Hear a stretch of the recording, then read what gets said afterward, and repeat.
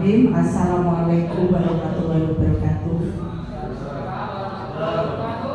Yang saya hormati Bapak Kepala Sekolah, saya Pak Kudus, Bapak Abdul Rahim SPD MPD, yang saya hormati pula Ibu Aristiana SPD selaku narasumber pada kegiatan hari ini, dan juga kepada Bapak Ibu guru yang berkenan hadir pada hari ini. Puji syukur marilah kita mengaturkan kehadirat Allah Subhanahu wa taala atas segala nikmatnya sehingga kita dapat melaksanakan kegiatan diseminasi aksi nyata calon guru penggerak implementasi budaya positif di sekolah pada hari ini tanggal 11 Januari tahun 2023 dalam keadaan yang sehat. Pada kesempatan kali ini acara tunggalnya, acara nanti akan disampaikan tentang implementasi budaya positif di sekolah kepada dari Ibu Faristiana SPD yang beliau sedang menjalankan tugasnya sebagai seorang calon guru penggerak. Untuk itu berkenan Bapak Ibu untuk memberikan respon yang positif terhadap narasumber kita. Acara yang pertama adalah sambutan dan pengarahan dari Bapak Kepala Sekolah.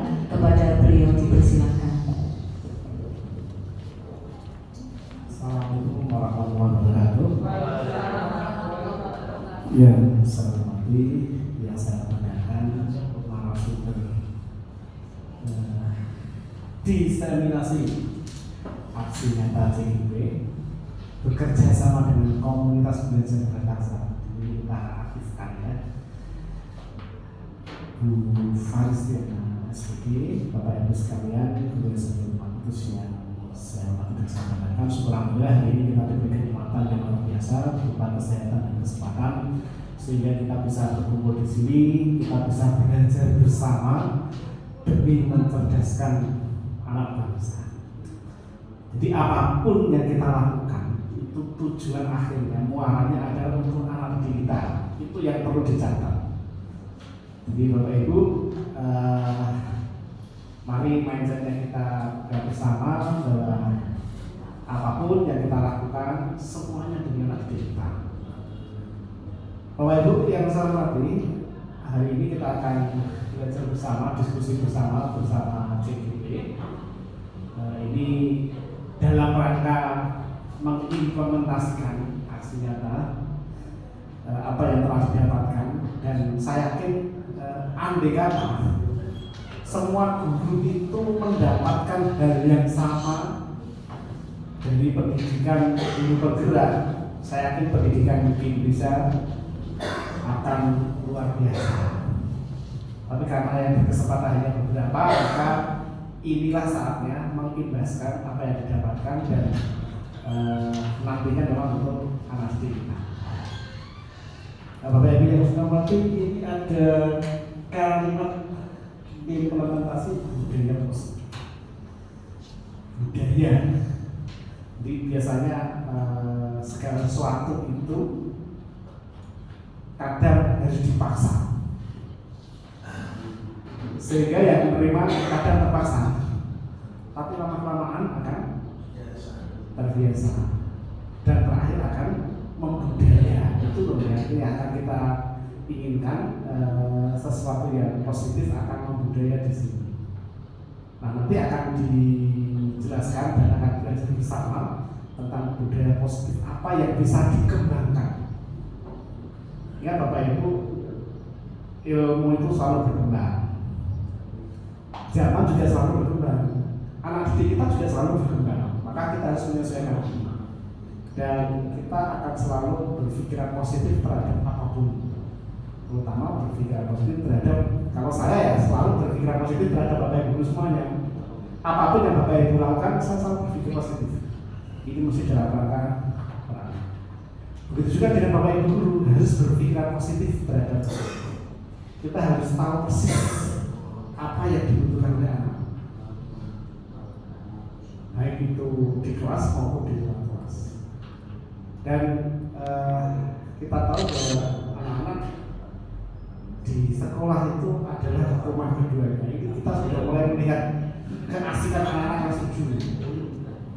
Pada saat project kan anak-anak kelihatannya senang sekali ya, teman gurunya yang lepoh itu. Karena belum terbiasa, mereka masih euforia, masih senang-senangnya, dikon nuntuk-nuntuk, dikon gunakan baju, dikon goreng kompor. Belum tentu anak-anak di rumah pernah menghidupkan rokok. Belum tentu di rumah anak-anak mainan air. Belum tentu anak-anak bisa berjemur. Jemur pak itu kadang tidak. Nah ini merupakan satu pengalaman yang menarik bagi anak-anak. Inilah dari ketika mereka kita libatkan. Walaupun kita selaku guru, selaku fasilitator memang harus ekstranya luar biasa. Andai kata ya kita urusin cuma satu kelas kecil, tapi itu 8 kelas serentak masih harus mikir ngajar kelas lainnya, ya sudah apa-apa, kita jalani saja. Dan yang penting anak-anak senang, yang penting anak-anak akan mendapatkan sesuatu yang mungkin sekarang tidak mereka rasakan, tapi nanti suatu saat 5 tahun lagi, 10 tahun lagi mereka akan teringat yang saat di SMP 5 diajak bermain oleh guru-gurunya dalam proyek. Nah itu salah satu bentuk budaya positif yang kita kembangkan di sini. Jadi kita tidak ngepal ke anak dulu, anak disuruh ini mesti tidak bisa, disuruh ini mesti susah. Kenyataannya anak-anak juga sampai hari ini aman-aman saja ya. Walaupun saya melihatnya agak bigis gitu, tapi tidak apa-apa. Memang belajar itu memang harus begitu. Terima kasih kerjasama Bapak Ibu sekalian, sehingga yang dilakukan yang terjadi di SMP 5 sungguh luar biasa. Hari ini kita akan diskusikan bersama-sama bagaimana caranya kita akan mengelola pembelajaran, bagaimana kita akan mengelola anak, bagaimana kita akan mengelola kelas, sehingga budaya positif itu akan timbul tanpa harus dipaksakan, tapi atas kesadaran, sehingga nanti banyak pihak yang terlibat akan sama-sama mempunyai visi dan misi yang sama ini kan gitu. Semoga nanti silahkan sama-sama belajar Bapak Ibu ya. Pesan dari Ibu Faris, jangan jawab. Sampaikan saja sesuatu yang memang agak baru, mungkin Bapak Ibu nanti kita bisa diskusikan sama-sama. Yang jelas kita harus mengedepankan bahwa apa yang kita lakukan, apa yang kita pelajari ini memang tujuannya untuk anak kita. Nanti silahkan bisa didampingi oleh Pak dan Bu CPP. Jadi ini bukan serta-merta karena tugas CPP ya, tapi ini kebutuhan kita semuanya. Mungkin nanti suatu saat kalau ada CPP angkatan ke-10 atau yang terakhir, nanti kita semuanya akan mendaftarkan semua, daftar KB. Masalah ketahuan tidak penting, masuk yang masih baru-baru selagi bisa masuk daftar saja. Itu ya. Baik, terima kasih selamat berdiskusi, selamat belajar bersama. Semoga kita bisa manfaatkan momentum ini untuk kebaikan anak kita semua. Sekian, assalamualaikum warahmatullahi wabarakatuh. Terima kasih Bapak Kepala Sekolah, Bapak Rompim yang telah memberikan semangat terutama kepada ibu narasumber kita yang pada hari ini akan memberikan pemahaman tentang kita, bagaimana beliau memiliki angan-angan untuk membuat suatu budaya positif. Nanti seperti apa budaya positif yang dimaksud oleh beliau, sebentar lagi akan kita dengarkan bersama paparan dari narasumber kita, Ibu Faris Diana. Dipersilakan.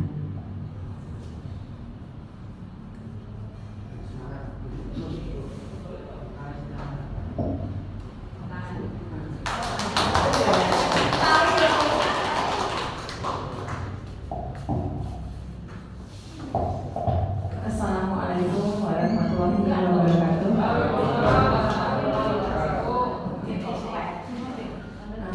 Yang terhormat Bapak Kepala Sekolah, Bapak Abdul Rahim SPD MPD, yang saya hormati Bapak Ibu Guru di SMP 5 Kudus.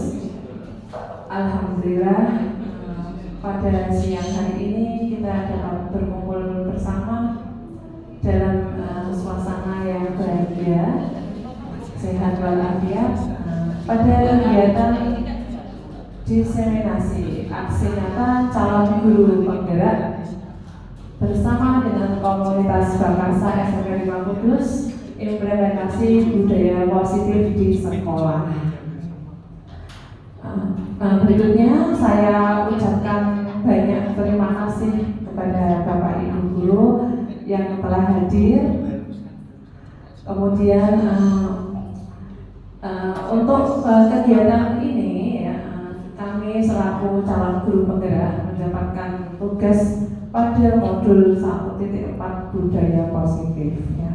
Sebelumnya kami CGB sudah belajar pada modul 1.1 yaitu tentang pendidikan Ki Hajar Dewantara, kemudian dilanjutkan dengan modul 1.2 nilai dan peran guru penggerak, kemudian yang ketiga visi guru penggerak, dan ini yang 1.4 adalah modul yang terakhir di modul 1 yaitu budaya positif. Bapak Ibu, sebelum kita mulai acaranya, bagaimana kalau kita ice breaking dulu atau bernyanyi dulu ya, biar tidak tegang.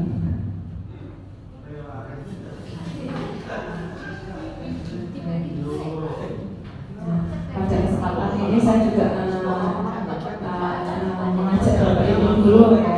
Saya di sini bukan menggurui ya, bukan langsung berlatih. Saya ingin mengajak belajar bersama, sharing bersama, diskusi bersama, ya agar apa ya kita dapat mewujudkan budaya positif di sekolah seperti apa yang tadi disampaikan oleh Bapak Ibu Kepala Sekolah. Untuk ice breaking kita, kalau ini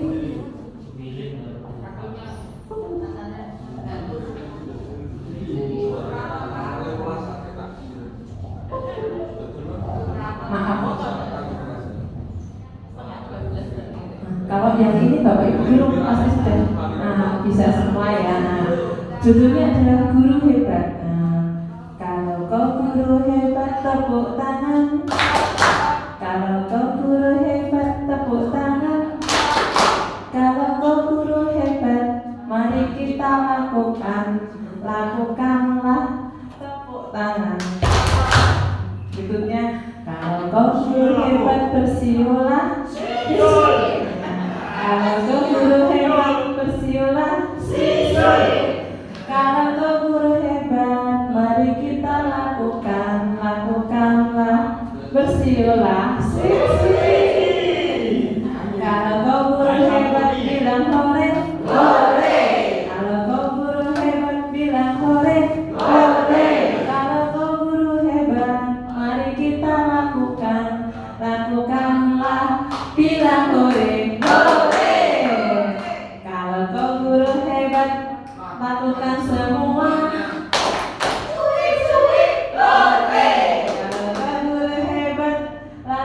Semua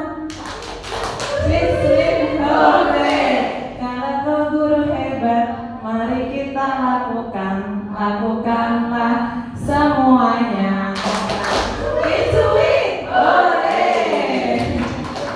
Terima kasih Bapak Ibu. Biar tidak kalau tegang ya Bapak Ibu. Pemanasan ini sudah panas benar, sudah siang.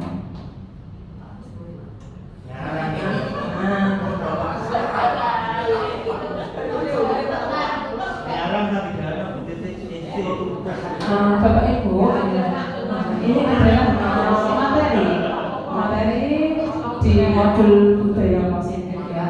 Konsep utama budaya positif ya. Ini ada 6 poinnya. Sebenarnya kalau di modul yang saya pelajari itu banyak sekali ya, cukup padat.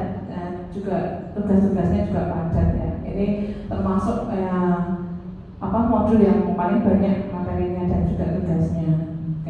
Yang pertama adalah disiplin positif dan nilai kebajikan universal. Lalu ada motivasi, hukuman dan penghargaan. Kemudian kebutuhan dasar manusia, keyakinan kelas, posisi kontrol dalam restitusi dan segitiga restitusi. Mendengar kata disiplin atau disiplin positif ya. Apa yang Bapak Ibu pikirkan ketika mendengar kata disiplin? Jawab dengan satu kata saja. Saya ingin ada Bapak Ibu guru yang mau bersedia menjawab. Oke, silahkan Bapak. Menurut saya dengan satu kata itu anak patuh. Ya, betul sekali ya, patuh, patuh. Disiplin diidentikan dengan patuh ya, patuh terhadap apa yang dia sepakati, apa yang dia ini ya, yang menjadi peraturan. Kenapa Pak?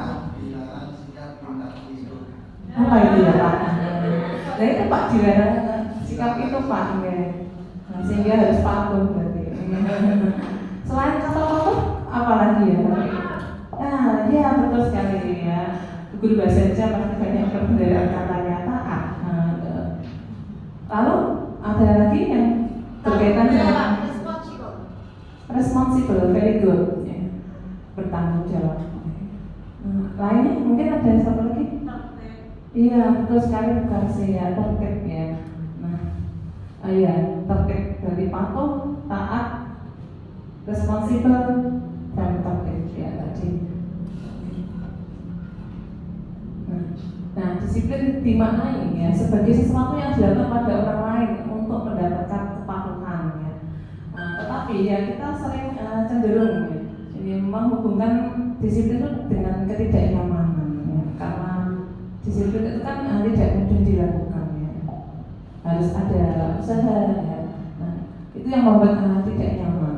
Kemudian disiplin positif itu sendiri merupakan salah satu cara penerapan disiplin yang bertujuan untuk menumbuhkan kesadaran serta memberdayakan anak untuk melakukan sesuatu tanpa sogokan, ya, tanpa ancaman ataupun tanpa hukuman. Nah, yang dimaksud dengan disiplin positif itu ya dengan secara sadar ya dalam dirinya tanpa ada rasa tekanan ya, sogokan atau paksaan. Selanjutnya nih, disiplin positif dan hubungannya dengan nilai kebajikan universal. Menurut Ki Hajar Dewanta itu sendiri ya, untuk menciptakan murid yang memiliki disiplin yang merdeka ya, syarat utamanya adalah murid itu harus memiliki rasa disiplin di dalam dirinya sendiri ya. Nah, disiplin itu tumbuh atau timbul dari dalam diri sendiri ya, internal berarti.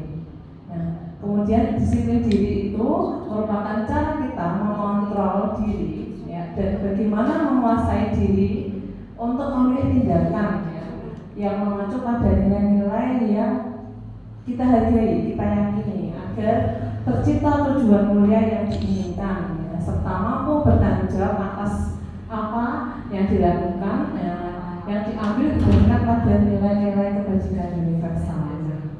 Kalau pada saat ini pada kurikulum merdeka yang kita terapkan nilai-nilai kebajikan universal itu ada di dalam profil pelajar Pancasila. Nah, sebenarnya nilai-nilai kebajikan universal itu banyak Bapak Ibu ya. Tapi pada saat ini kita terapkan kesesuaian melalui profil pelajar Pancasila. Nah ini tugas kita nih sebagai pendidiknya. Tujuan kita adalah menciptakan anak-anak yang memiliki disiplin diri sehingga mereka bisa berperilaku dengan mengacu pada nilai-nilai kebajikan universal dan memiliki motivasi intrinsik, motivasi dari dalam dirinya sendiri bukan dari luar. Nah ini menjadi tujuan kita di Bapak Ibu Guru dalam rangka untuk mewujudkan budaya positif di sekolah. Kemudian untuk yang kedua adalah materi tentang motivasi, hukuman dan penghargaan. Yang melandasi anak atau orang itu melakukan tindakan sesuatu adalah salah satunya dari motivasi. Ya. Motivasi itu sendiri adalah dorongan yang timbul pada diri seseorang secara sadar ataupun tidak sadar untuk melakukan suatu tindakan dengan tujuan tertentu. Di dalam motivasi sendiri itu ya ada dua macam, yaitu motivasi ekstrinsik dan intrinsik ya. Motivasi yang dari luar ya. Ekstrinsik itu contohnya murid melakukan disiplin karena ia takut dihukum, ini contohnya ya. berarti motivasinya kalau murid itu melakukan sesuatu patuh atau disiplin itu karena dia menghindari ketidaknyamanan, menghindari hukuman, ya, menghindari hukuman dari gurunya sehingga anak itu akan mengikuti aturan. Kemudian yang kedua, ya, ingin mendapatkan imbalan atau penghargaan atau pujian dari orang lain atau kalau murid dari gurunya, ya. Nah, murid melakukan disiplin karena ia ingin mendapatkan penghargaan, mendapatkan pujian. Ini masih dalam motivasi ekstrinsik. Ya. Yang terakhir yang ketiga, ya. Tujuan yang ketiga adalah ketika murid melakukan disiplin, ya, dia ingin menghargai diri sendiri sesuai dengan nilai-nilai kebajikan yang diyakini. Nah, ini ya merupakan motivasi intrinsik. Nah, yang manakah yang paling banyak Bu, Bapak Ibu? Menghindari hukuman, mendapat imbalan, atau menghargai diri sendiri? Tujuan anak itu disiplin, mana yang sering kita jumpai ya? Menghindari hukuman di Bapak Ibu. Ya, rata-rata ini anak itu masih takut menghindari hukuman. Bahkan ada anak yang tidak takut dengan hukuman. Ya. Baik, yang berikutnya, nah ini konsep disiplin dengan hukuman dan penghargaan. Nah, apa dampaknya? Apa dampaknya kalau anak itu mendapat hukuman dari Bapak Ibu guru misalnya? Hukuman itu sifatnya menyakitkan, ya, merasa tidak nyaman. Hukuman itu juga bersifat memaksa, ya, sepihak, lalu murid menjadi takut. Murid juga akan menyembunyikan kesalahan, dia tidak jujur, ya. Bahkan murid merasa rendah diri, ya. Itu efek dari hukuman, ya. Sedangkan kalau penghargaan ini materi ini saya sangat senang ya tentang penghargaan ini, bahwa yang saya tahu ya penghargaan sebelumnya penghargaan itu memacu untuk memotivasi anak. Ternyata di dalam penghargaan itu belum tentu baik. Penghargaan itu menyebabkan siswa atau murid itu bisa jadi dia tidak memiliki kesempatan untuk berkreativitas lebih tinggi itu, ya, seperti itu, ya. Mereka yang percaya bahwa mereka tidak memiliki kesempatan untuk mendapat penghargaan akan berhenti mencoba. Nah, itu salah satu efeknya. Kemudian, jika saya mengharapkan suatu penghargaan dan tidak mendapatkannya, maka saya akan kecewa dan berkecil hati. Nah, itu juga efek dari penghargaan. Kalau tidak dapat hadiah, tidak dapat pujian, akan kecewa. Kemudian selanjutnya, serta kemungkinan lain kali saya tidak akan berusaha sekeras sebelumnya. Nah, ini kan juga akan menurunkan kualitas, mematikan kreativitas. Dia nggak akan mencoba lebih keras, lebih baik dari sebelumnya. Ya. Penghargaan juga bisa merusak hubungan. Misalnya si A ini pintar ya di kelas, dia sering mendapat ujian, dapat hadiah dari Bapak Ibu. Nah, temannya yang tidak pernah mendapatkan ujian dan mendapatkan penghargaan, dia akan merasa iri. Kok dia terus sih yang dapat ujian, kok dia terus sih yang dapat hadiah, saya nggak pernah. Itu akan merusak hubungan. Kemudian penghargaan menghukum, ya, seperti dalam dicontohkan adalah sistem ranking, ya. Anak yang dapat ranking 2 itu dia merasa terhukum diri, akan kecewa, ya. Dan penghargaan menghukum ini dalam sama saja ya, penghargaan atau hukuman itu sama dalam jangka waktu yang lama itu akan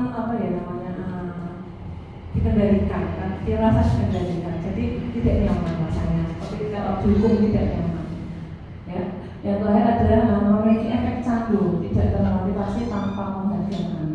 Ya, kalau tidak dikasih hadiah, tidak dikasih ujian, dia tidak akan melakukan yang lebih baik. Dia mau melakukan lebih baik kalau dapat penghargaan. Akhirnya seperti efek candu, ya, kecanduan akan untuk penghargaan. Selanjutnya adalah ini konsep disiplin dengan konsekuensi dan restitusi. kalau yang tadi sebelumnya konsep hukuman dan penghargaan itu dikenal dengan identitas gagal ya. Kalau yang ini dikenal dengan identitas sukses ya. Konsekuensi dan restitusi ya. Konsekuensi, Bapak Ibu sudah tahu ya, karena kita juga sering menerapkan konsekuensi ke anak kita ya. Pada konsekuensi itu ada penguatan ya, tapi dalam jangka pendek. Kemudian dalam konsekuensi kita perlu monitoring, mengawasi ya secara berkelanjutan. Ya, di dalam konsekuensi itu sendiri juga ada stimulus dan respon ya. Stimulus atau rangsangan dari kita, kemudian ada responnya, apa responnya dari tindakan atau pelanggaran yang dia lakukan. Ya, dari konsekuensi yang kita berikan ya, murid akan menghormati peraturan ya, kalau itu juga menghormati peraturan. Tetapi dia juga akan kehilangan waktu untuk merenungi kesalahan karena di dalam konsekuensi sudah terkonsep kalau anak ini melanggar peraturan maka sudah ada sanksinya apa. Jadi anak itu tidak ada waktu untuk merenungi misalnya apa datang terlambat, maka sudah ada sanksinya di kelas sesuai dengan kesepakatan. Tidak memakai dasi juga ada masukannya disuruh apa gitu ya. Jadi anak tidak akan merenungi dulu tapi langsung tahu ya. Nah, kalau ini berarti aku habis melakukan pelanggaran ini berarti harus ada sanksinya ini. Anak sudah tahu ya. Nah, sedangkan restitusi ya, ini murid akan bertanggung jawab atas perilakunya ya. Dia akan fokus untuk memecahkan masalah karena dia tadi sudah melanggar, dia akan fokus mencari solusi ya. Murid juga akan menghormati dirinya dan orang lain ya. Dia akan menghargai dirinya dan sebisa mungkin untuk memperbaiki kesalahan itu dia akan bagaimana caranya saya bisa menghargai orang lain atau teman gitu. Murid atau dirinya lah yang memegang kendali ya, bukan orang lain ya. Kemudian di dalam restitusi ini membuat siswa bersemangat dalam menyelesaikan masalah ya, karena di dalam restitusi itu memang difokuskan untuk anak yang akan memikirkan, mencari cara bagaimana dia memperbaiki kesalahannya tadi. Bukan kita gurunya yang menentukan kamu harus begini tidak, tapi kita hanya mengarahkan saja atau membimbing saja. Ya. Kemudian materi yang berikutnya adalah 5 kebutuhan dasar manusia. Nah, ini Bapak Ibu guru juga sudah paham, saya yakin ya. Ini yang melandasi anak atau murid kita itu berbuat sesuatu, melanggar sesuatu itu karena ada kebutuhan tertentu di dalam dirinya ya. Yang pertama adalah bertahan hidup. Kemudian bertahan hidup itu apa saja ya? Mungkin Bapak Ibu guru ada yang bisa memberi tanggapan. Kira-kira apa ya bertahan hidup itu kebutuhan untuk bertahan hidup? Bertahan hidup ya, makan, minum, ya, pakaian, berpakaian, tempat tinggal. Nah itu termasuk kebutuhan bertahan hidup ya. Seperti kalau di sekolah kita di Bapak Ibu, anak berangkat sekolah dari rumah tidak sarapan, sampai di sekolahan ngambek ya. Kalau tidak itu ribut minta waktu untuk beli makanan atau beli sarapan ya. Dulu saya juga sering menemui siswa yang seperti itu ya. Kemudian kebutuhan yang kedua adalah kasih sayang dan rasa diterima. Nah ini juga kita mengalami pada murid kita ya. Misalnya anak yang di kelas itu caper cari perhatian, manja-manja ke gurunya, gempel-gempel, Bu Faris kayak gitu, manggil-manggil cari perhatian. Itu mungkin bisa jadi di rumah juga orang tuanya sibuk ya, tidak pernah memperhatikan atau bagaimana. Juga misalnya ada anak yang dia kurang diterima di kelompoknya. Kalau diskusi kelompok mungkin ada anak yang saya nggak mau bu kelompok sama si Amel misalnya, saya nggak mau sama si Arul, saya nggak mau mikir. Sebenarnya iya. Contoh ini Pak. Benar kan ada anak memang pengen dia diterima di dalam kelompoknya, tapi kelompoknya lain tidak mau menerima. Yang ketiga kebutuhan tentang penguasaan. Ya. Anak bermotivasi dari dirinya untuk menguasai materi pelajaran. Dia ingin lebih paham, itu kebutuhan untuk penguasaan, sehingga anak itu akan memperhatikan pelajaran, akan aktif dalam pembelajaran. Nah, kemudian ada lagi kebutuhan kebebasan, bebas, santai, tidak ada tugas, tidak ada PR, tidak disuruh-suruh guru. Ya, pengennya bebas ya. Sering ya Bapak Ibu ya, seperti itu ya.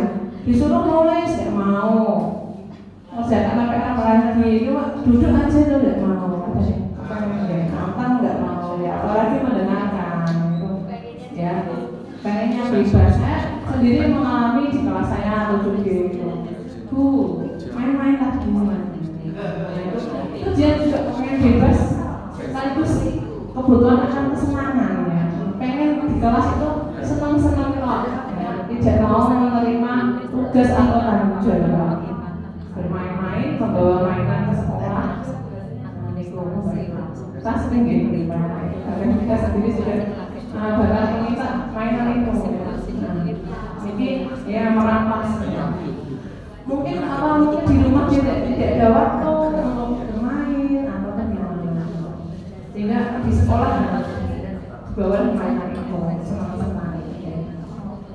Nah, ini materi yang berikutnya ya. Nah, kesepakatan atau keyakinan kelas. Ini juga hal baru.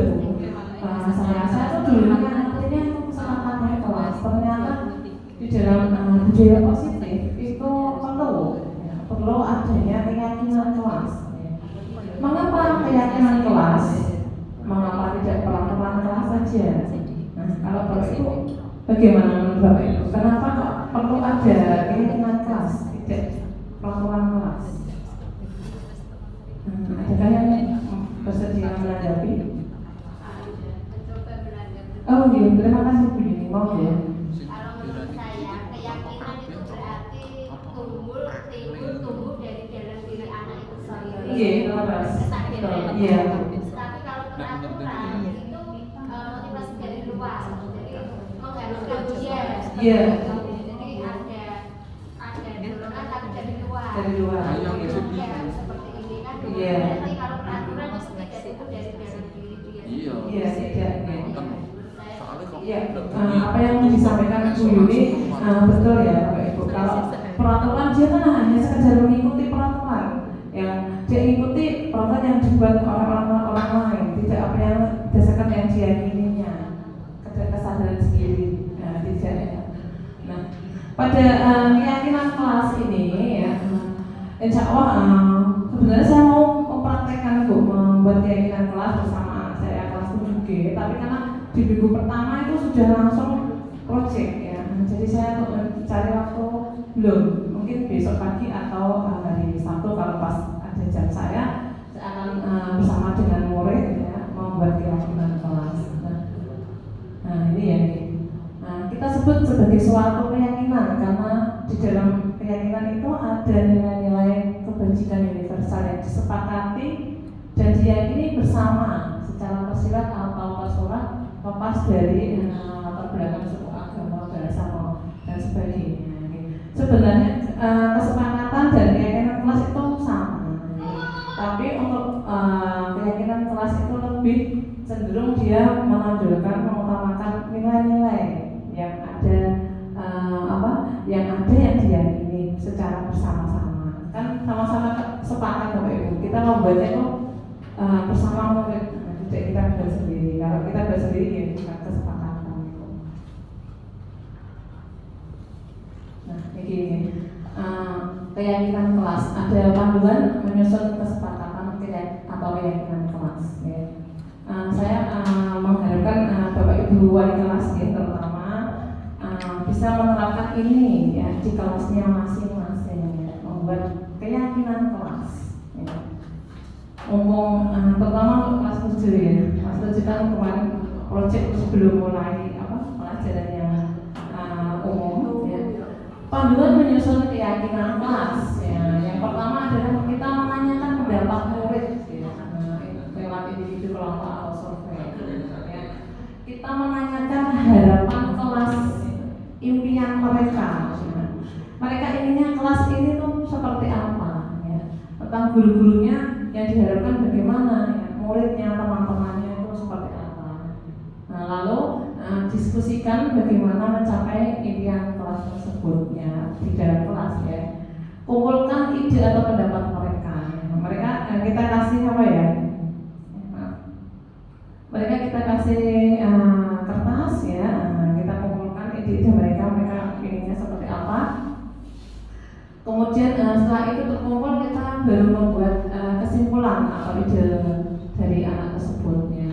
Kita yang memandu untuk mencapai kesepakatan kelas ya. Guru bisa menambah atau mengurangi agar relevan, agar sesuai dengan, juga harus menyesuaikan dengan apa ya, peraturan sekolah yang ada ya, tidak menyimpang.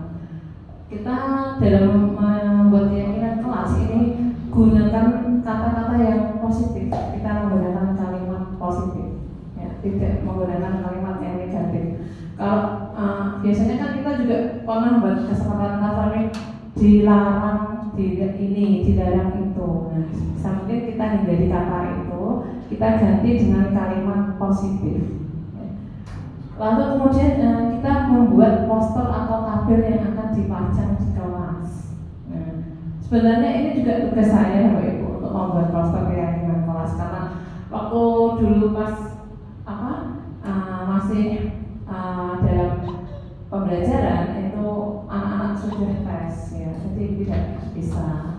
Mungkin setelah besok ya, saya akan praktekkan untuk membuat keyakinan kelas, lalu setelah itu kalau bisa dibuat poster ya, gitu. Mungkin ada yang memberi tanggapan tentang keyakinan kelas, atau mungkin Bapak Ibu ada yang punya ide atau berencana akan membuat keyakinan kelas. Nah, seperti apa ya contohnya? Kita tanya.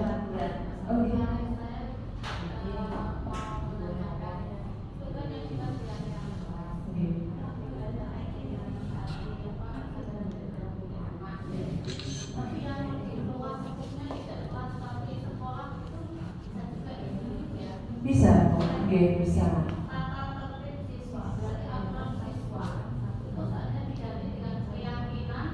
Sekolah, kayak bisa ada.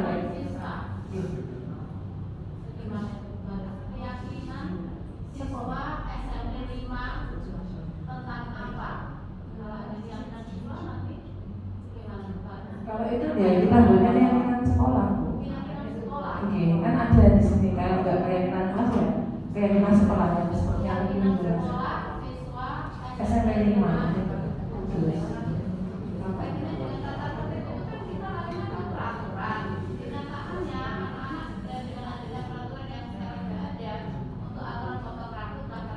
Iya.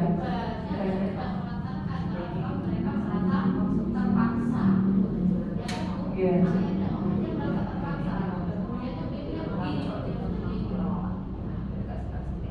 Dan itu Bu.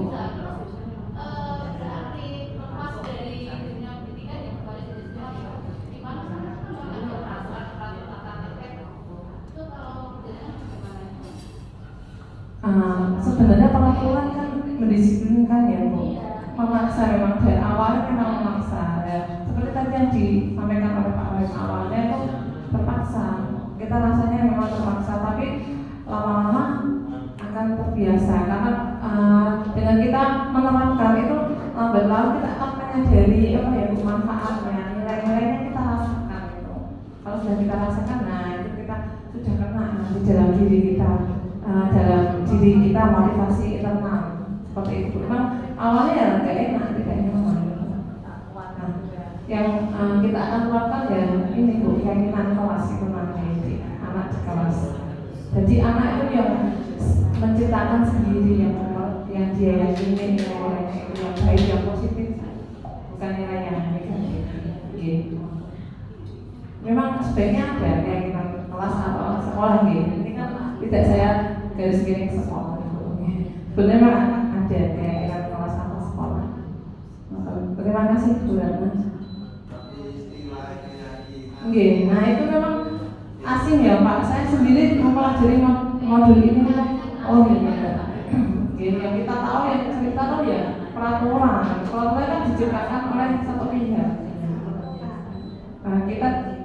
tinggal menerima aja gitu, mengikuti. Padahal kadang di dalam diri anak dia memberontak, dia tidak mau, tidak suka model rambut seperti itu, dia tidak mau, tidak suka. Padahal itu yang baik. Nah ini contoh keyakinan kelas SMP kelas 7 misalnya. Nah ini ada kata-kata kami murid dan guru saling menghargai dan menyayangi ya. Ini yang saya merah-merah ini ya, ini nilai-nilai yang diyakini saling menghargai dan menyayangi. Kami murid yang semangat belajar. Ya, kalau menghadapi anak yang melakukan itu, nah kayak gini bahwa kami murid yang semangat belajar. Lalu ada lagi kami murid yang peduli dengan teman.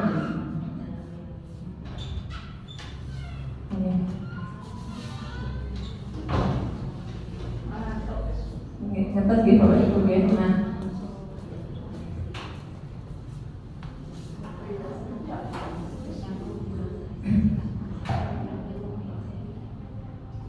kemudian untuk membuat keyakinan kelas seperti ini itu isinya tidak usah terlalu banyak. Ya. Berikan kesempatan murid untuk menandatangani kesepakatan tersebut.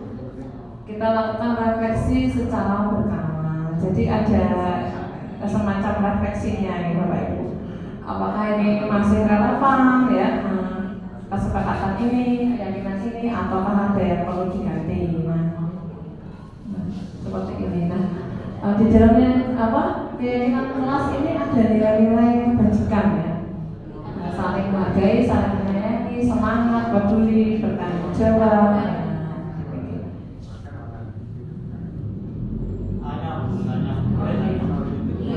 Boleh.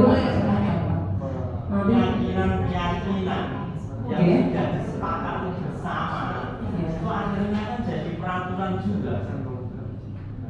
Tapi kan diciptakan bersama-sama, disepakati bersama antara guru dan murid. Jadi namanya keyakinan tetap. Kalau dia membuat ibaratnya dia kasarnya membuat peraturannya sendiri, masa dia yang melanggar Pak? Ya, itu yang diyakini ya, yang itu yang diterapkan, dilakukan, gitu. Kalau peraturan yang saya tahu itu ya dari sepihak. Sebenarnya kan nggak boleh, karena dari sepihak tidak disepakati bersama, tidak dibuat bersama. Ya memang kalau apa yang sudah diyakini ya itu yang dijalankan, gitu. Dalam rangka untuk mendisiplinkan anak, dalam rangka untuk menerapkan budaya positif. Tanya Bu. Okay. Itu ada punishment-nya? Kalau ini Bu, kalau misalnya ada anak yang melanggar keyakinan kelas yang diyakini, kita kembalikan ke restitusi. Jalan keluarnya adalah ke restitusi, bukan hukuman ya, bukan punishment ya. Untuk itu kita belum sampai ke restitusi setelah ini. Nah, selanjutnya adalah teori kontrol posisi kita sebagai guru ya dalam menangani permasalahan anak. Yang pertama sebagai penghukum. Ya, nah, saya sendiri ya sering dulu menghukum ini saya karena belum belajar ini. Kalau sebagai penghukum biasanya gurunya akan marah ya, bernada tinggi, terus langsung memberi hukuman atau punishment itu yang tidak ada hubungannya dengan kesalahannya tadi. Anak tidak mengerjakan PR, malah disuruh lari, disuruh apa yang tidak ada hubungannya. Nah itu, ya, awas kamu ya, awas besok kamu melakukan lagi, push up kamu, seperti itu. Itu menghukum, tipe menghukum. Kemudian yang kedua memberi rasa bersalah. Nah itu saya juga pernah Bu, kayaknya ini sudah pernah saya lakukan ini ya, semua posisi kontrol ini, memberi rasa bersalah. Ya Allah Nang, masa kamu gak mesake guru ini loh, capek-capek menerangkan kamu gak mendengarkan. Nah itu kamu udah gak sakit bapak ibumu nyokolatin gue tekan kene gak dimana. Nah itu anak dibuat rasa bersalah. memberi rasa bersalah. Itu mesti tanpa sengaja ya. Saya juga kadang-kadang seperti itu, refleks ya. Kemudian yang berikutnya adalah tipe pemantau. Tipe pemantau ini biasanya guru memberi konsekuensi ya, pemantau. Sepertinya bu guru sudah sering lihat kamu, bu guru lihat kamu melakukan itu sudah 3 kali ya. Itu pemantau itu memiliki data bu, dicatat. Makanya kamu sudah 3 kali nggak kerjakan PR ya. Nah itu terus apa konsekuensinya? Nah, anak ya akan ditanya apa konsekuensinya yang harus dilakukan apa. Nah, tanpa berpikir panjang ya bu, langsung suruh ini suruh itu. Nah itu tipe pemantau. Guru punya data. Nah sebagai wali kelas, sebagai guru juga kita punya data juga bu, untuk mengetahui anak ini memang sudah berapa kali nggak ngerjakan tugas dan seperti itu. Kemudian sebagai teman, dianggap teman ini santai, ngadanya tuh santai. Ayolah dikerjakan, atau kalau salah sudah ada apa-apa kayak gitu bu. Itu sebagai teman ya. Tapi kalau iya terus tolong kalian ya sak popo gitu ya bu. Kalau sebagai teman itu misalnya dia melakukan kesalahan terus gurunya tidak membela dia atau menenangkan dia, itu kayak dia terus agak kecewa dengan gurunya. Bu ini sekarang kok begini ya, gak enak gurunya sekarang kayak gitu ya. Nah yang terakhir ini adalah posisi sebagai manajer. Nah ini yang paling atas nih Bapak Ibu. Kita nanti sebagai manajer itu kita nanti terapkan di dalam segitiga restitusi dalam menyelesaikan masalah. Jadi dalam posisi manajer itu guru akan sering bertanya, menanyakan dulu terlebih dahulu ya, apa kesalahannya, kenapa anak itu melakukan seperti itu, apa yang diyakininya ya. Lalu mengarahkan anak untuk menyelesaikan masalah, mencari solusi ya. Nah ini yang posisi manajer ini membutuhkan kesabaran ya, membutuhkan effort atau usaha kita ya. Bukan waktu ini iya Pak, jelas bukan waktu. Kita panggil anak itu satu, kita panggil, kita duduk, terus kita ajak bicara. BK yang punya waktu ya. Tapi wali kelas juga sebenarnya ya harus seperti itu juga Pak. Nah ini yang dikenal dengan istilah restitusi ya. Kalau Bapak Ibu tuh dulu kayaknya sudah ya mengenal restitusi gitu. Lupa Bu, ya, ini restitusi. Nah ini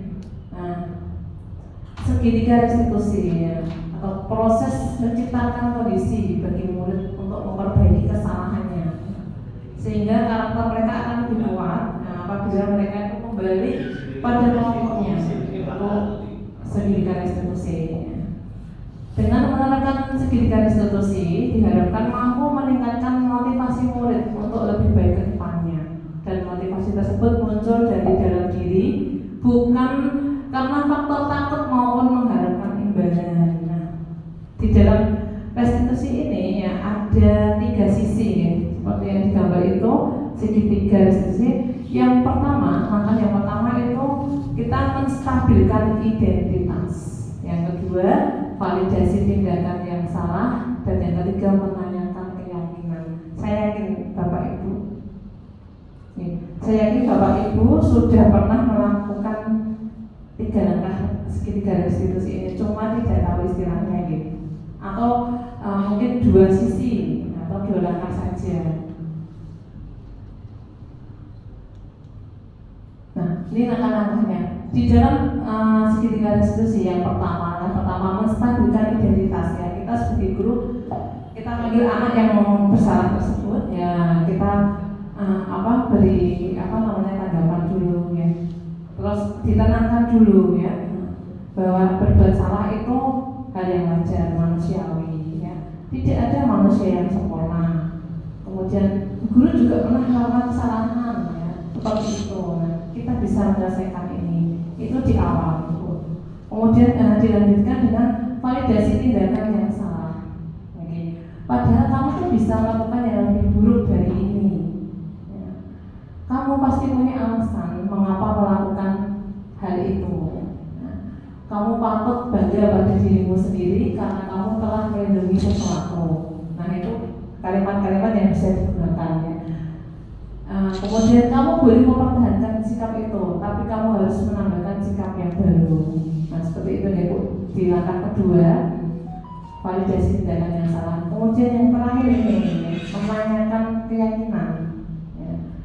Apa yang kamu percaya? Apa yang kamu percaya di kelas atau di keluarga kamu ya? Apa nilai-nilai umum yang telah kita sepakati bersama? Nah itu bisa ditanyakan kembali sehingga anak akan berpikir, oh ya nilai ini yang kita yakini. Apa bayangan kita tentang kelas yang ideal? Kan anak di langkah ini diajak berpikir gitu Bapak Ibu. Kamu mau jadi orang seperti apa? Nah, itu mengajak anak untuk berpikir. Nanti pada akhirnya akan dia akan mencari pemecahan masalah atau solusi. Nah, ini contoh Tiga restitusi digambarkan dalam 3 tahapan. Yang pertama adalah menstabilkan identitas, yang kedua adalah validasi tindakan yang salah, dan yang ketiga adalah menanyakan keyakinan. Kali ini saya akan menyampaikan simulasi praktek sertifikat restitusi melalui skenario sebagai berikut.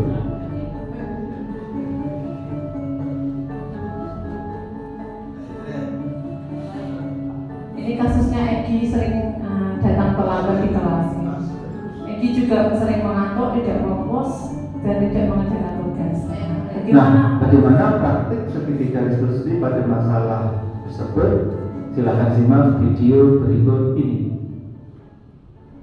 Jadi apa kabar dari kita?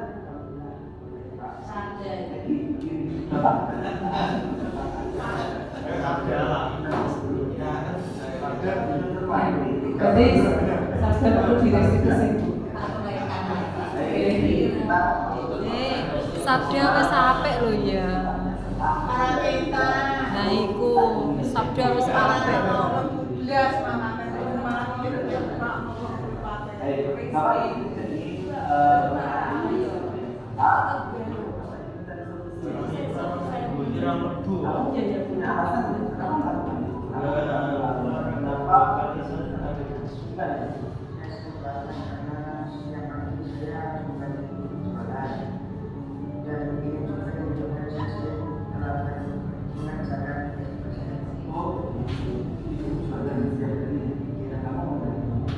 Jadi terkait ini Bapak bisa membantu nanti sehingga tidak lagi memberikan dan kira-kira maksudnya Bapak ini saya komunikasi dengan orang tua saya agar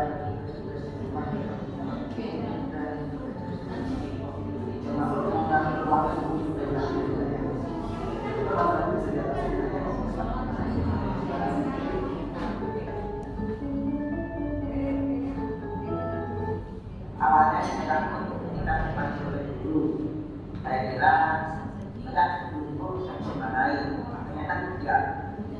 Saya malah diajak mencari solusi untuk masalah saya.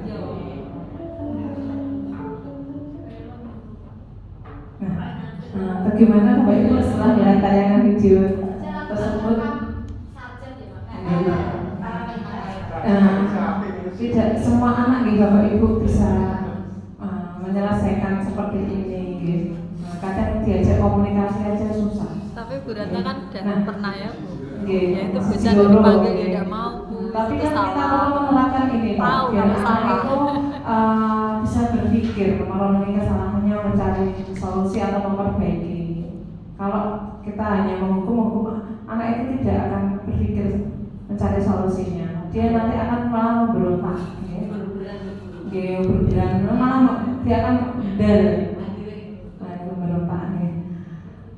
Kalau di SMP saya rasa tuh masih bisa ya untuk dilakukan restitusi. Mungkin yang dari SD, mungkin anak kecil kan untuk berpikir seperti ini, mencari solusi, menjawab pertanyaan ini kan agak susah Bu. Nah, kadang kalau kita tidak bisa bisa menjadi pemantau. Kita bisa beralih ke posisi pemantau dulu, ya. Seperti itu. Ya. Tergantung dengan kondisi anaknya juga. Ya.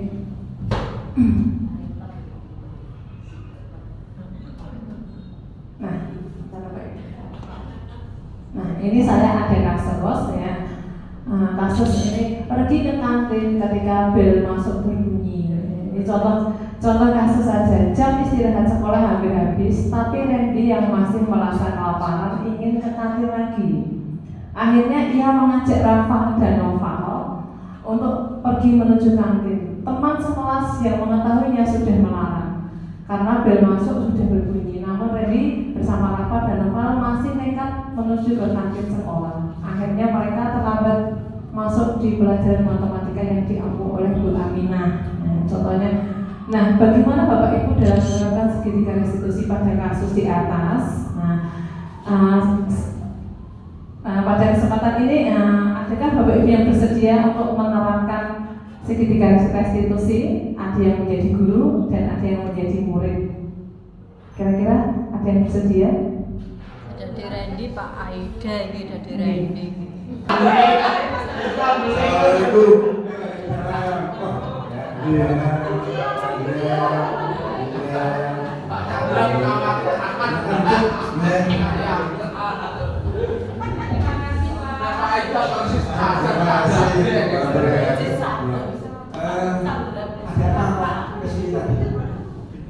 Saya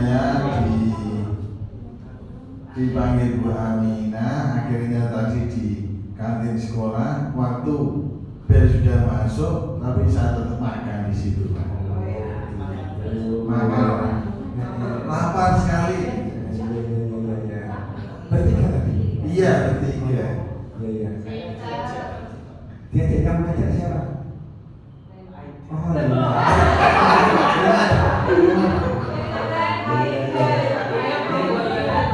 Sebagai sarjana saya. Tadi masuknya itu sudah berapa masuknya tadi? Sudah bel 10 menit sudah saya. Masih lapar gitu. Masih lapar. Memang kalau lapar itu ditunda-tunda untuk mengikuti pelajaran ya mesti program waktu keroncongan gitu ya. Pak Rekan sendiri kalau pas oleh itu kalau mau beraktivitas ya memang seperti itu. Memang manusia itu perlu energi, memang perlu energi. Tapi kalau untuk makan ya memang harus perlu mengatur waktu ya, gitu ya. Termasuk kesalahan saya, kenapa saya terlambat makan tadi pagi. Padahal kamu bisa ya mengatur waktu untuk kira-kira nanti makannya itu pas istirahat bisa kita seperti itu ya, tidak harus menunggu sampai bel baru ke kantin gitu ya. Kira-kira bisa nggak untuk lanjut? Bisa. Kalau ada bagaimana? Bisa mengatur waktu kalau ini tahu bel saat istirahat bel masuk kira-kira tahu waktunya ya meskipun tidak memantau waktunya tapi perutnya masih keroncongan. Oh iya. Untuk beda bagaimana?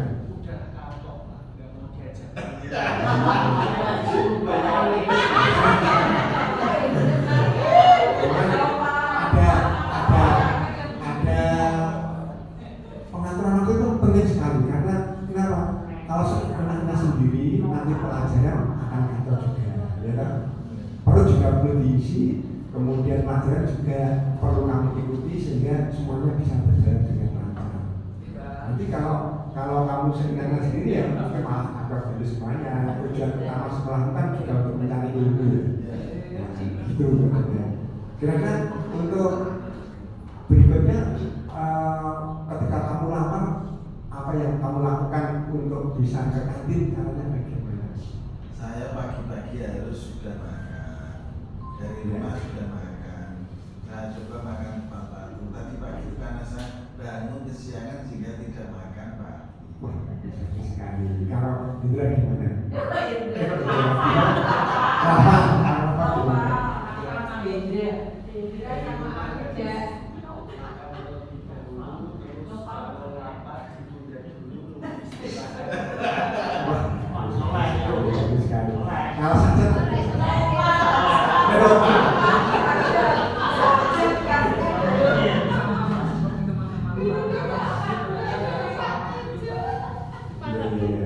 bagus. Berarti kalian sudah bisa mengatur waktu dengan baik sehingga semua kegiatan bisa berjalan dengan tertib bagus.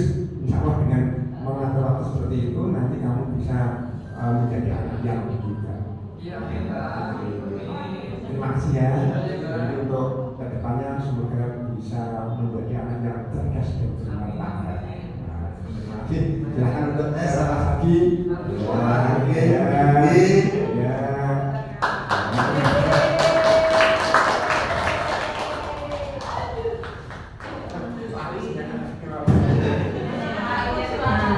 Luar biasa sekali ya Bapak ini tadi yang sudah tampil mempraktekkan segitiga restitusi. Kita beri aplaus sekali lagi. Tadi Bapak Kulaikan sudah melakukan 3 langkah dalam segitiga restitusi tadi sampai menghasilkan sebuah solusi ya. Anak tadi sudah ditanya satu persatu apa yang harus dilakukan berikutnya atau untuk memperbaiki kesalahannya. Baik Bapak Ibu, ini ada di sesi yang terakhir materi dari saya. Untuk selanjutnya, apakah ada yang mau memberi tanggapan atau pertanyaan sekali lagi? Kalau tidak ada, saya akan melanjutkan. Yang terakhir adalah refleksi kegiatan implementasi budaya positif di sekolah. Nanti saya akan share untuk refleksinya lewat Padlet nih Bapak Ibu dulu sebentar. Nanti saya akan share di info.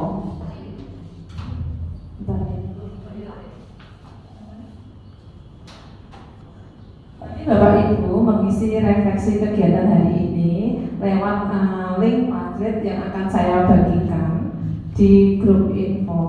Sebentar.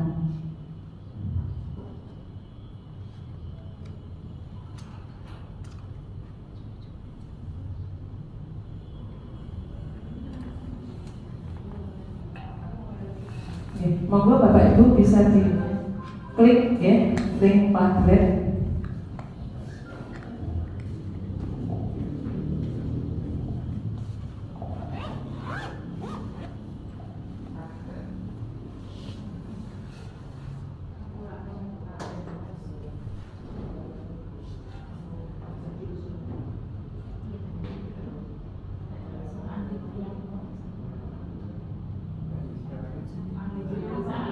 Dengan klik mawon Pak.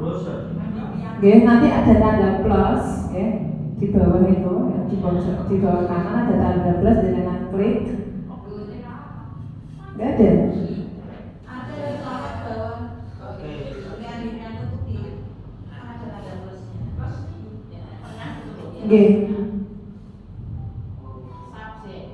Ya, kalau di HP berarti di tengah nih. Kalau di monitor biasanya di pojok bawah. Monggo di subjek nama, itu sudah saya kasih contoh di Bapak Ibu. Contohnya adalah Bapak Andi. Nanti kalau sudah di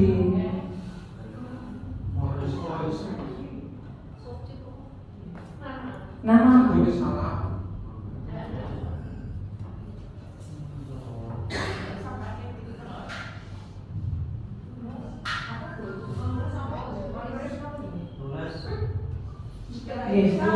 ini yang bisa adalah pencerahan apa yang Bapak Ibu guru dapatkan pada pertemuan tentang implementasi budaya positif di sekolah hari ini. Monggo Bapak Ibu tuliskan di pamflet tersebut.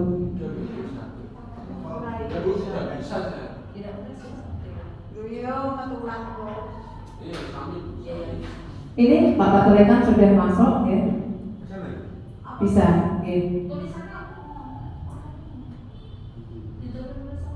Pencerahan Bapak Ibu. Pencerahan apa yang Bapak Ibu guru dapatkan pada pertemuan implementasi budaya positif hari ini? Jadi Bu Amina sudah masuk. Ditampilkan di layar. Sudah Bu. Nggak bisa masuk ini saya.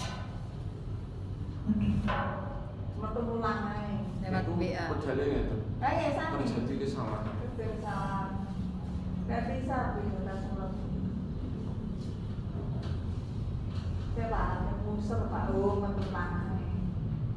Jaringan kok. Mungkin sinyalnya gitu atau jaringannya. Iya.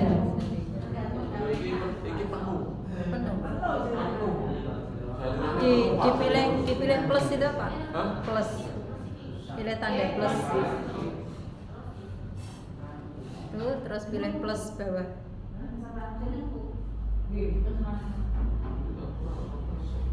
Bu Yulis, Bu Bia, Pak Pri.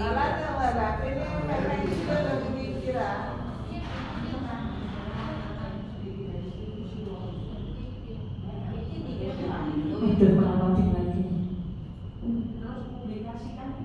Kita sudah publish publikasikan. Terus apa ini? Bentar Ibu. Paslet itu apa? Terus apa? Login ini? Oke. Login ya?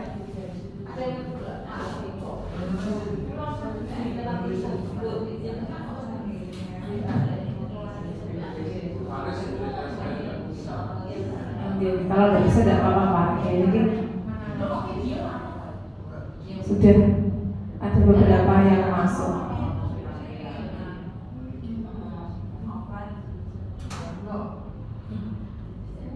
Nah, biasanya pandet ini ya kami gunakan untuk merefleksi setiap selesai pembelajaran di alur merdeka dalam pembelajaran kami ya CGP. Biasanya hasil atau instruktur memberikan ini Bapak Ibu setelah ada kegiatan materi selesai di akhir sesi itu diberikan refleksi ya, kita tuliskan di pandet ya, seperti ini.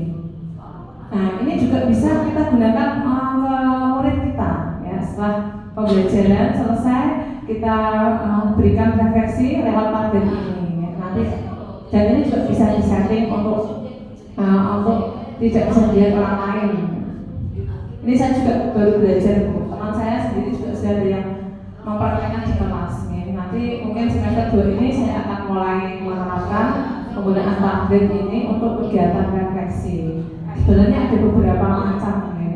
Ini ada yang jam bulan gitu. Nah ini saya pilih yang sederhana.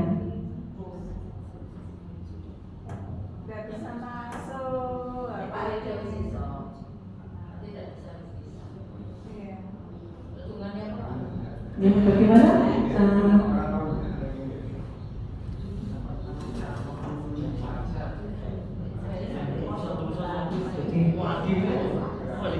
Ya, apabila Bapak Ibu menghadapi kendala tidak apa-apa ya. Ini adalah salah satu cara ya untuk menuliskan refleksi kegiatan. Bisa kita terapkan pada pembelajaran materi kita.